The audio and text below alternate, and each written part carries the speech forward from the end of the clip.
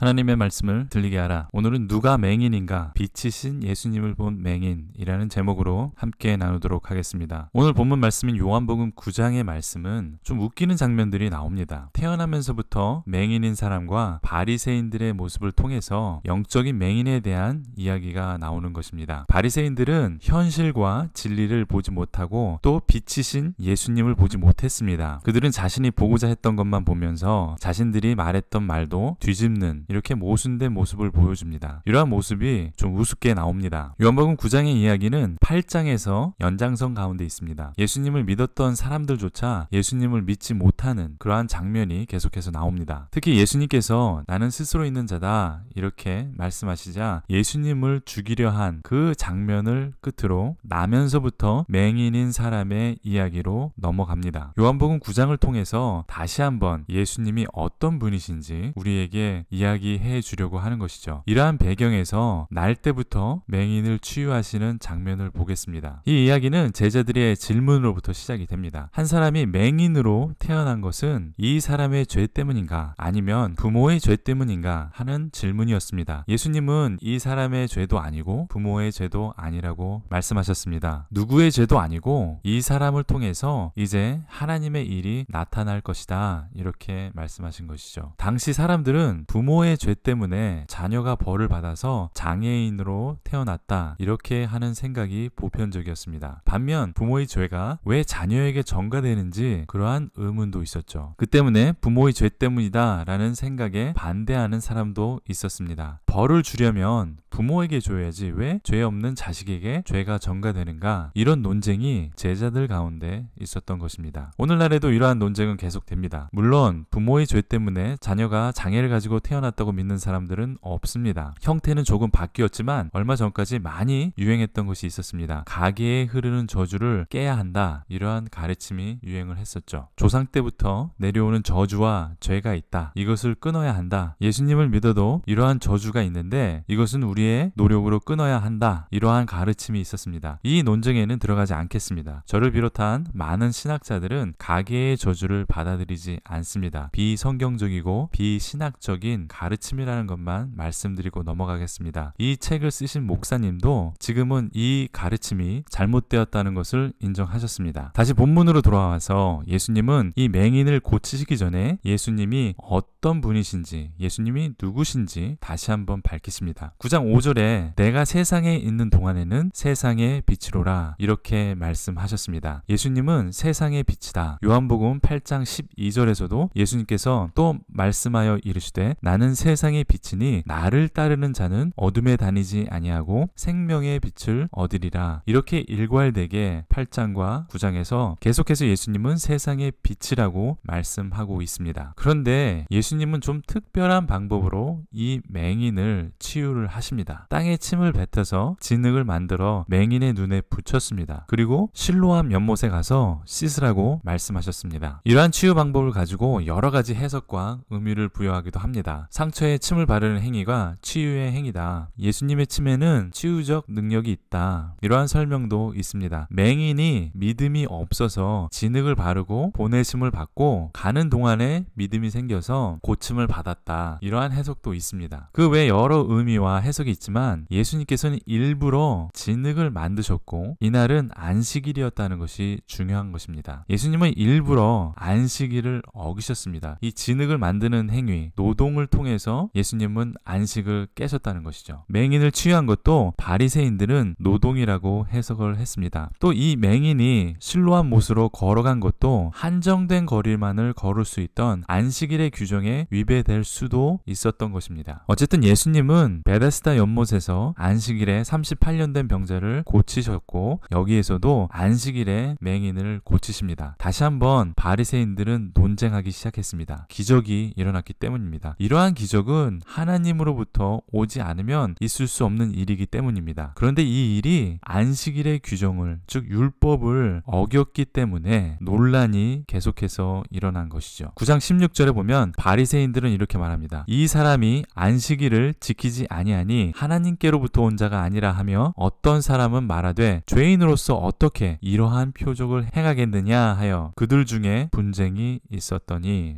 바리새인들은 이런 논쟁 중에 이렇게 맹인에게 물어봅니다. 내 눈을 뜨게 한 사람이 누구냐? 그 사람이 어떤 사람이기에 내 눈을 뜨게 할 수 있느냐? 이렇게 맹인에게 물어봅니다. 맹인은 17절에 보면 예수님을 선지자라고 고백을 합니다. 그러자 바리새인들은 그게 아니다. 너는 맹인이 아니었다. 네가 태어나면서부터 맹인이 아니었어. 절대 그럴 리가 없어. 어떻게 안식일을 파괴하고 하나님의 기적을 체험할 수 있느냐? 이건 말도 안 된다. 뭐 이런 심정으로 이 맹인을 다그쳤습니다. 그래서 바리새인들은 이 맹인이었던 사람의 부모를 불러서 다시 한번 물어봅니다. 이 사람이 정말 맹인으로 태어난 게 맞느냐? 그런데 어떻게 지금 이렇게 두 눈이 보이게 되는 것이냐? 이렇게 물어보죠. 그러자 그 부모는 맹인으로 태어난 것은 확실히 맞는데 지금은 어떻게 보게 되었는지 우리는 잘 모르겠다. 우리 아들이 이제 성인이니까 아들에게 직접 물어보라. 이렇게 대답을 합니다. 대답을 회피하는 것이죠. 왜냐하면 22절에 보면 누구든지 예수를 그리스도로 시인하는 자는 출교하기로 결의하였으므로 그들을 무서워함이로라. 이렇게 되어 있습니다. 즉 예수님을 그리스도로 메시아로 인정하면 유대교에서 출교를 시키는 것입니다. 출교는 단순히 그냥 유대교인의 명단에서 제외시키는 것이 아니라 그 사람과 상종을 하지 않는 것입니다. 즉 모든 종교적인 활동과 모든 경제적인 활동까지 포함해서 그 사람과 어울리지 않습니다. 따라서 그 사람은 일할 수도 시장에 갈 수도 먹을 수도 없는 그러한 처지에 놓이게 되기 때문에 굉장히 두려워했던 것이죠. 이렇게 예수님이 태어나면서부터 맹인이었던 사람을 고쳤다고 말을 하면 예수님을 메시아로 인정하는 것이기 때문에 그들은 아들에게 직접 물어보라 이렇게 말했습니다. 그러자 바리새인들은 다시 한번 고침을 받은 사람을 부릅니다. 너를 고쳐준 것은 하나님이다. 예수님이 아니다. 예수님은 안식일을 범한 죄인이다. 이렇게 그에게 말합니다. 예수님은 너를 고쳐줄 수가 없어. 그에게 다시 한번 다짐을 하죠. 고침을 받은 사람은 이렇게 말합니다. 예수님이 죄인인지는 잘 모르겠지만 분명한 것은 내가 태어나면서부터 맹인이었는데 이제 보고 있다는 것입니다. 이 말을 듣고 바리새인은 더욱 흥분을 해서 말합니다. 26절에 이렇게 말하죠. 그들이 이르되 그 사람이 내게 무엇을 하였느냐? 어떻게 내 눈을 뜨게 하였느냐? 도대체 어떻게 너를 고친 거냐? 설명해봐라. 이렇게 다그치죠. 고침을 받은 이 맹인은 이렇게 말합니다. 내가 몇 번이나 말해야 합니까? 내 말을 계속해서 듣고 예수님의 제자가 되려고 합니까? 이렇게 한 방을 먹이죠. 바리새인들은 화가 머리끝까지 났습니다. 그래서 이 고침을 받은 사람에게 욕을 합니다. 28절에 나오는데 그러면서 그들은 우리는 모세의 제자라고 말을 합니다. 바리새인들과 고침을 받은 사람의 논쟁은 이렇게 계속됩니다. 고침을 받은 사람은 이상하다. 예수님은 내 눈을 뜨게 했는데 예수님이 어디서 왔는지 알 수 없다고 하고 이해할 수 없다고 이렇게 말을 한다. 창세 이후로 맹인으로 태어난 사람이 눈을 고쳤다는 이야기는 들어본 적이 없다. 이렇게 말을 합니다. 오늘날의 과학으로도 이러한 일은 불가능한 일입니다. 이 일은 오직 하나님께로부터 오지 않고는 있을 수 없다는 것이죠. 그랬더니 정말 웃기는 장면이 나옵니다. 9장 34절입니다. 그들이 대답하여 이르되 내가 온전히 죄 가운데서 나서 우리를 가르치느냐 하고 이에 쫓아내어 보내니라. 이것을 잘 생각해보면 좀 웃긴 장면입니다. 왜냐하면 바리새인들은 태어나면서부터 맹인이었던 사람이 치유받았다는 것을 부정했습니다. 그래서 그 사람의 부모를 불러서 이 사람이 정말 맹인으로 태어났느냐 이렇게 따졌죠. 그리고 이 맹인에게도 직접 따졌습니다. 네가 정말 맹인으로 태어났느냐? 네가 정말 맹인이었냐? 이런 말까지 하면서 바리새인들은 예수님의 기적을 처음부터 부정하려고 했습니다. 안식을 범하고 기적을 행하는 것은 있을 수 없기 때문입니다. 그들의 사고방식으로는 도저히 이해할 수 없었기 때문에 이 기적 자체를 부정하려고 했는데 고침을 받은 자의 부모들은 아들이 성인이니까 아들에게 직접 물어보라고 했고 부모는 무서워서 그 상황을 피했습니다. 그리고 고침을 받은 사람에게 계속해서 자신들이 원하는 대답이 나올 때까지 즉 예수님이 자신을 고친 것이 아니라는 것을 열심히 증명해 보려고 했습니다. 그러다 이제 바리새인들은 예수님께서 이 사람을 고쳤다는 것을 인정해 버리고 맙니다. 너는 죄인으로 태어나서 즉 맹인으로 저주받아서 태어난 놈이다. 처음부터 네가 맹인이었다. 태어나면서부터 맹인이었다 라는 것을 인정합니다. 그런데 어디서 우리를 가르치려고 하느냐? 너 같은 죄인이 어떻게 우리를 가르치냐? 이렇게 말을 하고 쫓아내 버립니다. 무의식 중에 인정해 버렸습니다. 좀 웃기는 이야기죠. 그 후에 고침을 받은 사람은 예수님을 만납니다. 그리고 예수님은 그에게 묻습니다. 내가 인자를 믿느냐? 쉽게 말하면 네가 메시아, 구원자, 구약에서 예언된 그 인자를 믿느냐? 묻느냐 이렇게 묻자 맹인은 그 인자가 누굽니까? 내가 믿고 싶습니다. 이렇게 말을 하죠. 9장 37절에 예수께서 이르시되 내가 그를 보았거니와 지금 너와 말하는 자가 그이니라. 또 39절에 예수께서 이르시되 내가 심판하러 이 세상에 왔으니 보지 못하는 자들은 보게 하고 보는 자들은 맹인이 되게 하려 함이니라 하시니 세상은 예수님을 보지 못합니다. 아니 보고도 예수님을 볼 수 없습니다. 바리새인들처럼 자신이 원하는 정답을 해놓고 예수님을 끼워 넣어 보지만 맞지가 않습니다. 예수님을 믿지 않는 세상은 그럴 수 있습니다. 예수님을 믿지 않으니까 무조건 예수님을 부정하죠. 그렇지만 우리 그리스도인들도 이런 실수를 할 때가 있습니다. 우리가 원하는 정답을 정해놓고 예수님 보고 책임지라고 할 때가 많이 있다는 것이죠. 우리는 우리가 원하는 대학을 정해놓고 예수님 보고 책임지라고 말합니다. 짝사랑하는 남자나 여자를 정해놓고 배우자로 달라고 믿습니다. 또 내 마음대로 일을 벌려놓고 믿습니다. 예수님께서 책임지실 줄 믿습니다. 하나님께서 성공하게 해줄 것을 믿습니다. 이렇게 마음대로 정해놓고 마음대로 믿습니다. 그러면 정말 그게 믿음인가요? 요즘 대한민국에서 신천지를 모르는 사람은 없을 것입니다. 어쩌다 신천지라는 말도 안 되는 이단이 대한민국을 흔들어 놓고 교회를 흔들어 놓을 수 있었을까요? UCLA의 오성득 교수님은 신천지 토양은 개신교 대형 교회라고 지적을 합니다. 즉 우리 대형 교회가 이 신천지를 만들어 놓았다는 것이죠. 대형 교회가 만들어 놓은 기복 신앙 위에 이단들이 자라났다고 저는 그렇게 봅니다. 나를 부자가 되게 해주시는 예수님, 나에게 복을 주시는 예수님만 보니까 이단들도 똑같이 흉내를 냅니다. 열심히 기도하면 더 많은 복을 주시고 열심히 헌금하면 100배, 1000배로 돌려주시고 열심히 예배드리면 정성에 감동해서 들어가도 복을 받고 나와도 복을 받고 일어서도 복을 받고 앉아도 복을 받는 복의 근원이 된다. 이 메시지가 기성교회와 이단교회가 똑같다고 말을 하는 것입니다. 목사님 설교가 하나님의 말씀이라고 또 우리는 말합니다. 이단들도 교주의 설교가 하나님의 말씀이라고 말합니다. 무조건 목사님을 섬기라고 말을 합니다. 이단들도 교주를 섬기라고 말을 합니다. 우리 교회가 반성을 해야 합니다. 성경으로 돌아가야 합니다. 예수님만 바라보아야 합니다. 예수님과 인격적인 관계를 가져야 합니다. 우리의 눈을 뜨고 예수님이 누군지 바라보아야 하는 것입니다. 오늘 말씀의 맹인은 예수님을 선지자라고 9장 17절에서 처음 생각했습니다. 그러다가 하나님께로부터 온 사람이라고 알았습니다. 9장 33절이죠. 그렇지만 눈을 뜨고 예수님을 만난 후에 그는 예수님을 더 잘 알게 되었습니다. 예수님이 인자, 즉 구약에서 예언된 구원자가 된다는 것을 알고 예수님을 믿고 절했습니다. 38절에 보니까 주여 내가 믿나이다 하고 절하는지라. 주여라고 말하는 것은 하나님께 쓰는 존칭어와 똑같은 단어입니다. 물론 종이 주인에게, 아내가 남편에게 주여라는 표현을 씁니다. 그렇지만 그런 의미로 쓰였다면 절은 하지 않았겠죠. 그런데 이 사람은 예수님께 주여, 즉 하나님께 하는 그 주여라는 표현을 쓰면서 함께 절을 했다는 것입니다. 즉 경배했다는 것입니다. 하나님을 경배하듯이 예수님을 경배했다는 것이죠. 하나님께 쓰는 주여라는 호칭을 쓰고 하나님께 경배하듯 예수님께 절했다는 것을 강조하고 있습니다. 이 사람은 예수님을 하나님의 아들로 믿었다는 것입니다. 예수님이 세상의 빛이 된다고 믿었다는 것이죠. 어떻게 이 일이 가능했습니까? 눈을 뜨고 기적을 체험했기 때문인가요? 아닙니다. 눈을 뜨고 기적을 체험했지만 그는 예수님을 선지자라고 하나님께로부터 왔다는 것만 알았습니다. 이 사람이 예수님을 알고 예수님을 주로 고백하고 엎드려 경배한 것은 9장 35절에서 37절에 예수님의 말씀을 듣고 난 후에 일어난 사건입니다. 하나님의 말씀 밖에는 이러한 믿음이 나올 수가 없다는 것입니다. 예수님을 주로 고백하고 예배할 수 있는 믿음은 하나님의 말씀인 성경을 통해서 예수님과 만나는 길밖에 없다는 것입니다. 예수님과 만나십시오. 예수님을 알아가십시오. 성경을 통해서 살아계신 예수님과 인격적인 만남이 이루어지길 간절히 축원드립니다. 도움이 되셨습니까? 성경 속에서 예수님과 만나는데 도움이 되고자 이렇게 영상을 올렸습니다. 예수님과 만나시는 귀한 시간이 되십시오. 질문이나 다른 의견 있으시면 댓글을 달아주십시오. 많은 분들이 예수님과 만날 수 있도록 이 영상을 추천해 주시고 링크를 지인들에게 보내주시면 그분들이 예수님을 만나는 역사가 이루어질 것입니다. 또 구독해 주시면 계속해서 하나님의 말씀을 함께 나눌 수 있습니다. 감사합니다.